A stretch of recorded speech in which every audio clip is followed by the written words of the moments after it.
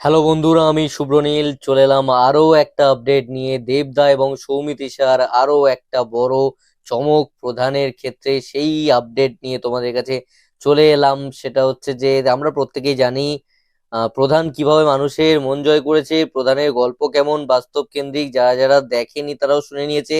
খোদ জাস্টিস অভিজিৎ গাঙ্গুলি এবং সরকারি অনেক বড় বড় মন্ত্রী আমলা তারা গিয়ে ছবিটা দেখছে।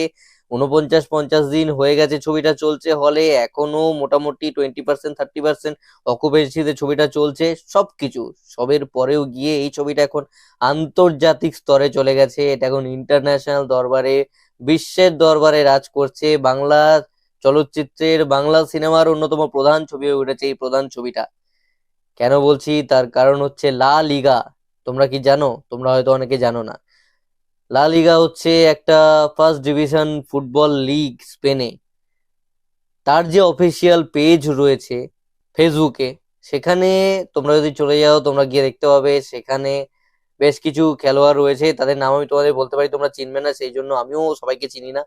তো বেশ কিছু খেলোয়াড়দের তাদের সেই একটা পোস্ট, এবং সেখানে প্রধান, প্রধান মানে প্রধান তো এমনি লেখাই যায়, কিন্তু প্রধান যে লাল করে যে প্রধান যে লেখাটা ছিল আমরা দেখেছিলাম পোস্টারে, ব্যানারে, যে ফন্টটা ছিল, যে স্টাইলটা ছিল লেখার, সেইটাই ইউজ করে কিন্তু প্রধান বলে লা লিগার পেজ থেকে ছবিটা পোস্ট করা হয়েছে।